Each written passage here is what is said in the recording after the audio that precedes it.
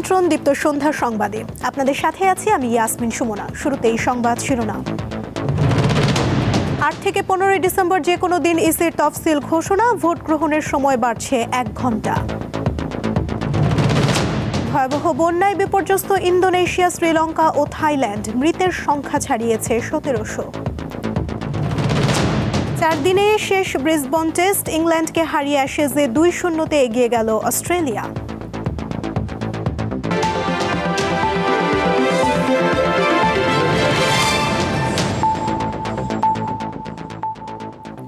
এবারে বিস্তারিত।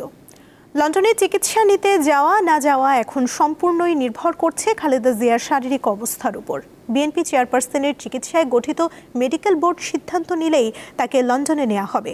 সহকর্মী স্বস্তিকা সিংহ আছেন রাজধানীর এভারকেয়ার হাসপাতালের সামনে, তার কাছে জানবো সবশেষ তথ্য। স্বস্তিকা, খালেদা জিয়ার শারীরিক অবস্থা নিয়ে বিএনপির পক্ষ থেকে কিছু জানানো হয়েছে কি? বিস্তারিত জানাবেন।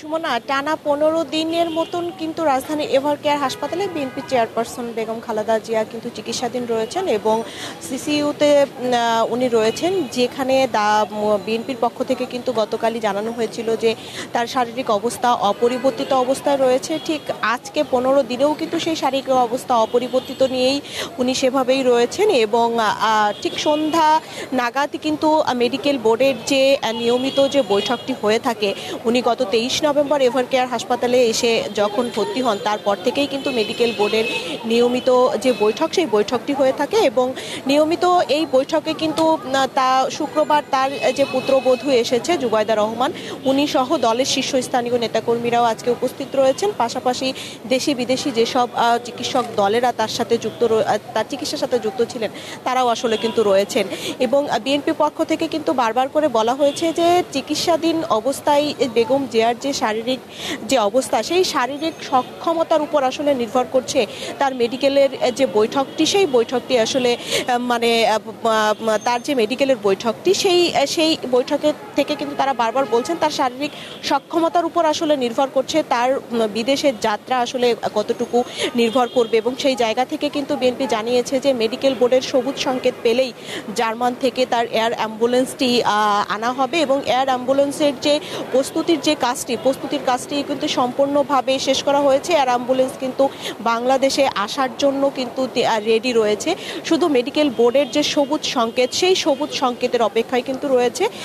পাশাপাশি কিন্তু তার যে শীর্ষস্থানীয় নেতাকর্মীরা বা বিভিন্ন কেন্দ্রীয় পর্যায়ের নেতাকর্মীরা, তারাও কিন্তু সেই 23 নভেম্বর থেকে এভারকেয়ার হাসপাতালের সামনে রয়েছেন। তারা কিন্তু আসলে বারবার করে বলছেন যে তারা প্রতিদিনই আসছেন যাতে তাদের নেত্রীর শারীরিক যে অবস্থা একটু ভালো সংবাদ পাওয়ার জন্য এবং এখানে আসছেন, দোয়া করছেন। বারবার কিন্তু তারা বলছেন যে তারা আসলে চাচ্ছেন যে দ্রুত তিনি সুস্থ হয়ে উঠুন এবং দ্রুত তার শারীরিক যে সক্ষমতা, সেই সক্ষমতা জায়গাটি ফিরে আসুক, যাতে তিনি লন্ডনে উন্নত চিকিৎসার জন্য যেতে পারেন এবং মেডিকেলের যে নিয়মিত যে বৈঠকটি আসলে শেষ হলে যদি বিএনপির পক্ষ থেকে জানানো হয় তার আজকের দিনের যে শারীরিক অবস্থা সেটি আসলে কি ভাবে রয়েছে বা কি অবস্থায় রয়েছে, তাহলে।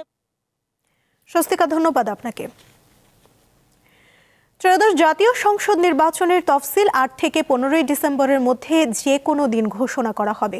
এবার ভোট গ্রহণের সময় বেড়ে হচ্ছে 9 ঘণ্টা। রোববার কমিশন সভা শেষে নির্বাচন কমিশনার আবুল ফজল মোহাম্মদ সানাউল্লাহ আরও জানান, তফসিল নিয়ে প্রধান নির্বাচন কমিশনারের বক্তব্য রেকর্ডিংয়ের জন্য আগামীকাল বাংলাদেশ বেতার ও টেলিভিশনের কাছে চিঠি পাঠানো হচ্ছে। আসন্ন জাতীয় সংসদ নির্বাচন ও গণভোটের তফসিল ঘোষণার তারিখ চূড়ান্ত করা এবং সার্বিক প্রস্তুতি পর্যালোচনার জন্য প্রধান নির্বাচন কমিশনার এএমএম নাসির উদ্দিনের সভাপতিত্বে রবিবার 10ম কমিশন সভা অনুষ্ঠিত হয়। সভা শেষে নির্বাচন কমিশনার আবুল ফজল মোহাম্মদ সানাউল্লাহ জানান, চলতি সপ্তাহের মধ্যেই তফসিল ঘোষণা করবে ইসি। এবার জাতীয় নির্বাচন ও গণভোট একই সাথে হওয়ায় ভোট গ্রহণের সময় 1 ঘণ্টা বাড়ানোর সিদ্ধান্ত নিয়েছে কমিশন। বাড়বে গোপন কক্ষের সংখ্যাও। যে সকল কক্ষে স্থান সংকুলন হবে সেই সকল কক্ষে একাধিক আপনার মার্কিং প্লেস অর্থাৎ সিক্রেট বুথ, যেখানে ভোটার ছাপ দেন, সেই সিক্রেট বুথ স্থাপন করা হবে। আমরা ভোটের সময় 1 ঘণ্টা বাড়ানোর সিদ্ধান্ত নিয়েছি। সকালে আধা ঘন্টা এবং বিকেলে আধা ঘন্টা, অর্থাৎ এখন ভোট শুরু হবে সকাল 7:30টায় এবং চলবে বিকাল 4:30 পর্যন্ত। তিনি জানান, সোমবার থেকে প্রবাসীদের জন্য ব্যালট পেপার ছাপানো শুরু হবে। প্রবাসীদের পাঠানো হবে মঙ্গলবার থেকে। এদিকে এবার ভোট গ্রহণ কর্মকর্তার দায়িত্বে রাখা হচ্ছে না বেসরকারি ব্যাংক কর্মকর্তাদের। সরকারি, আধা সরকারি, স্বায়ত্তশাসিত, আধা স্বায়ত্তশাসিত এবং সরকার প্রতিষ্ঠান এবং ব্যাংক, সরকারি ব্যাংকের যারা কর্মকর্তা আছেন তাদেরকে আমরা এই তালিকায় সংযুক্ত করব। ভোটের আগের রাতে কেন্দ্রে ব্যালট পৌঁছানোতে কোনো ঝুঁকি নেই জানান ইসি সানাউল্লাহ। আমাদের কনফিডেন্সের জায়গাটাতে ফেরত যেতে চাই। আমাদের সকল সিস্টেম যাতে স্বাভাবিকভাবে কাজ করে সেখানে যেতে হবে। আমাদের যথাযথ সুপারভিশন থাকবে এবং আমরা নজর রাখবো যাতে করে কোনো ধরনের ব্যত্যয় না ঘটে। তিনি জানান, নির্বাচনী আচরণবিধি প্রতিপালনে তফসিল ঘোষণার দিন থেকে প্রতিটি উপজেলায় 2 জন করে ম্যাজিস্ট্রেট থাকবেন। তফসিল ঘোষণার 48 ঘন্টার মধ্যে পোস্টার না সরালে কঠোর ব্যবস্থা নেওয়া হবে বলেও জানান ইসি। শিউলি শবনম, দীপ্ত সংবাদ, ঢাকা।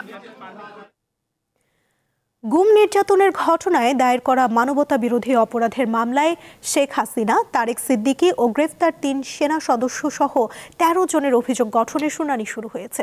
প্রথম দিন মামলার আসামি 3 সেনা কর্মকর্তাকে ট্রাইব্যুনালে নেওয়া হয়।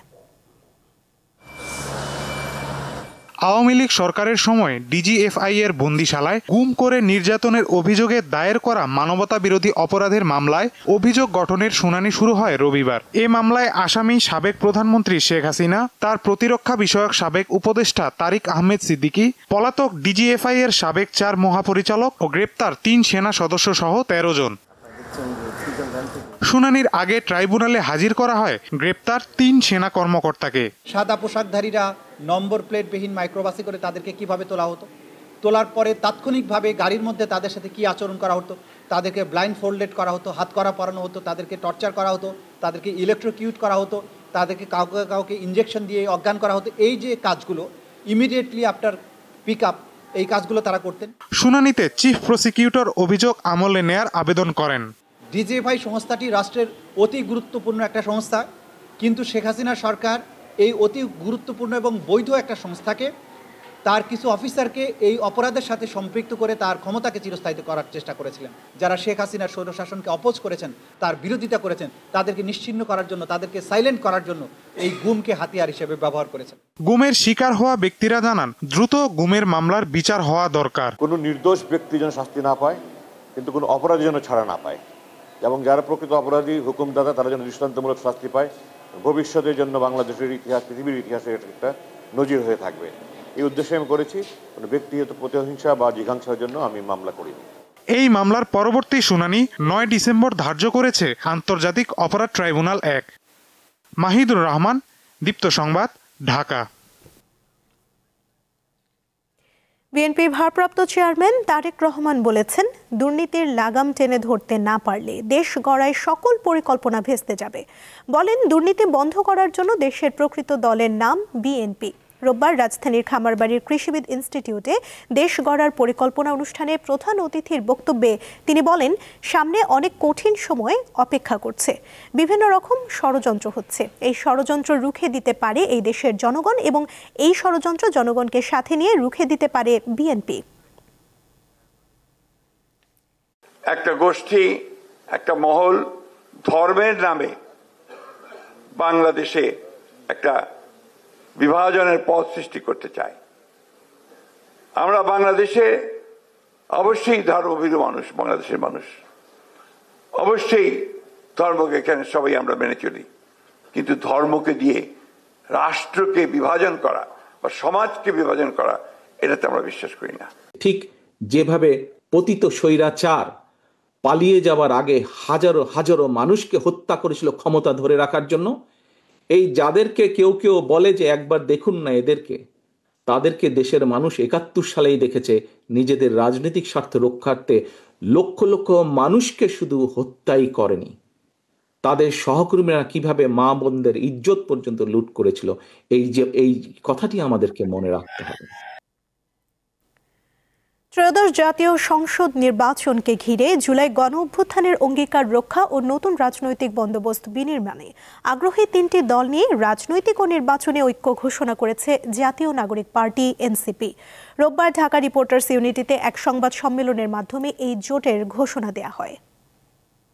এই বাংলাদেশে যদি কেউ মনে করে যে আগামী নির্বাচনে দায়ের জোরে দখলদারিত্বের মাধ্যমে নির্বাচনে তারা ভোট আদায় করবে অথবা ধর্মের নামে মানুষকে প্রতারণা করে ভোট আদায় করবে, তারা উভয়ই পরাজিত হবে।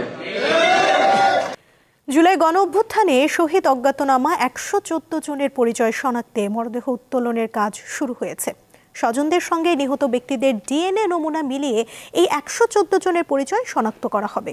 রোববার রাজধানীর রায়ের বাজার কবরস্থান থেকে মরদেহ উত্তোলনের কাজ শুরু করেছে পুলিশের অপরাধ তদন্ত বিভাগ সিআইডি। মরদেহ উত্তোলন কার্যক্রম শুরুর আগে রায়ের বাজার কবরস্থানে কার্যক্রম সম্পর্কে ব্রিফ করেন সিআইডির প্রধান ও অতিরিক্ত মহাপরিদর্শক সিবগাতুল্লাহ। এ সময় এই প্রক্রিয়ার সঙ্গে যুক্ত আর্জেন্টিনার ফরেনসিক বিশেষজ্ঞ লুইস ফন্ডি ব্রাইডার সাংবাদিকদের সঙ্গে কথা বলেন। ঢাকা মেডিকেল কলেজ হাসপাতাল, শহীদ সোহরাওয়ার্দী মেডিকেল কলেজ হাসপাতাল, সলিমুল্লাহ মেডিকেল কলেজ ও মুগদা মেডিকেল কলেজ হাসপাতালের ফরেনসিক বিভাগের চিকিৎসকেরা এই কার্যক্রমে অংশ নেন।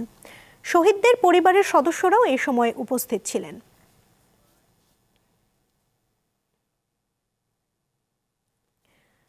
পেঁয়াজের দাম বাড়ানোর কারসাজিতে কৃষি কর্মকর্তাদের যুক্ত থাকার প্রমাণ পেলে ব্যবস্থা নেওয়া হবে বলে জানিয়েছেন স্বরাষ্ট্র ও কৃষি উপদেষ্টা জাহাঙ্গীর আলম চৌধুরী। বিকেলে কৃষি মন্ত্রণালয়ের সম্মেলন কক্ষে কৃষি সম্প্রসারণ অধিদপ্তরের কর্মকর্তাদের সঙ্গে মতবিনিময় শেষে তিনি এসব কথা বলেন। জানান, গতকাল থেকে হঠাৎ পেঁয়াজের দাম বেড়ে গেছে। এই কারসাজি যারা করছেন সেই চক্রটিকে খুঁজে বের করতে হবে। হঠাৎ পেঁয়াজের দাম বেড়ে যাওয়ার কারণে বিদেশ থেকে আমদানি করতে হচ্ছে জানিয়ে উপদেষ্টা বলেন, এসপিদের মতো কৃষি কর্মকর্তাদেরও লটারিতে বদলি করা হবে।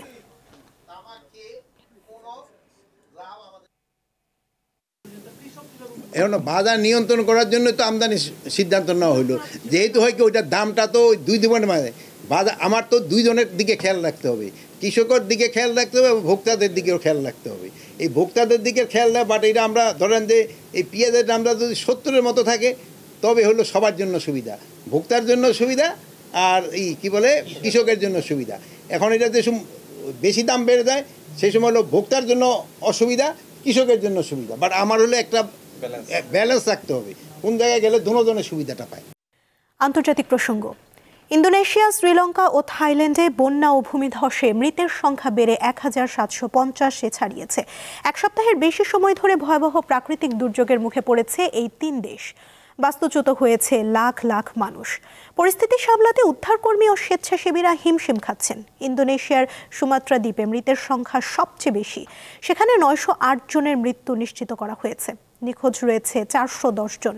বাস্তুচ্যুত হয়েছে 8 লাখের বেশি মানুষ। শ্রীলঙ্কায় মৃতের সংখ্যা বেড়ে 607-এ দাঁড়িয়েছে। নিখোঁজ 214 জনের অধিকাংশই জীবিত নেই বলে আশঙ্কা করা হচ্ছে। থাইল্যান্ডে এখন পর্যন্ত 276 জনের মৃত্যু নিশ্চিত করা হয়েছে। ক্ষতিগ্রস্ত হয়েছে অসংখ্য মানুষ।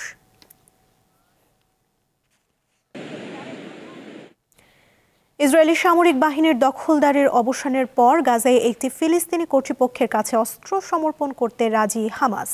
শনিবার এক বিবৃতিতে একথা জানিয়েছে সংগঠনটি। বিবৃতিতে হামাসের গাজা প্রধান খলিল আল হায়া বলেন, দখলদারি ও আগ্রাসনের কারণে অস্ত্র রেখেছে হামাস। দখলদারির অবসান ঘটলে এসব অস্ত্র রাষ্ট্রের হাতে তুলে দেয়া হবে। এ বিষয়ে এএফপির প্রশ্নের জবাবে আল হায়া দপ্তর জানায়, রাষ্ট্র বলতে তিনি একটি সার্বভৌম ও স্বাধীন ফিলিস্তিনি রাষ্ট্রের কথা বুঝিয়েছেন। তিনি আরও বলেন, হামাসকে নিরস্ত্রীকরণের লক্ষ্যে গাজায় কোনো আন্তর্জাতিক বাহিনী মোতায়েন করা হলে তা মেনে নেওয়া হবে না।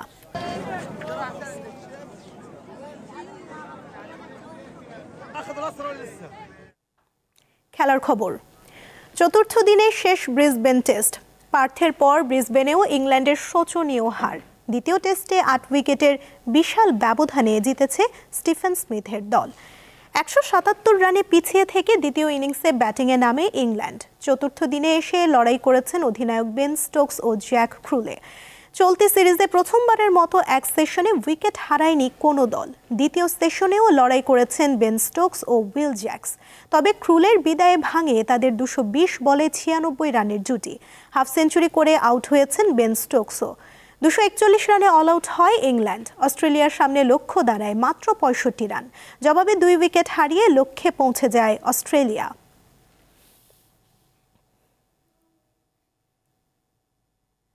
দীপ্ত সন্ধ্যার সংবাদ শেষ করার আগে শিরোনামগুলো জানিয়ে দিচ্ছি আরও একবার।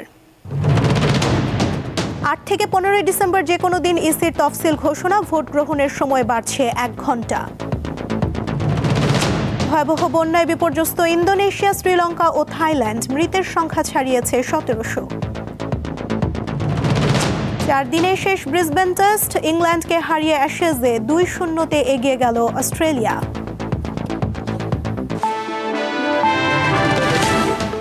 এই ছিল এখনকার মতো। পরবর্তী সংবাদ রাত 11টায় দেখার আমন্ত্রণ রইল। এছাড়া আরও তথ্য পেতে যুক্ত থাকুন দীপ্ত ডিজিটাল প্ল্যাটফর্মের সাথে। ধন্যবাদ সবাইকে।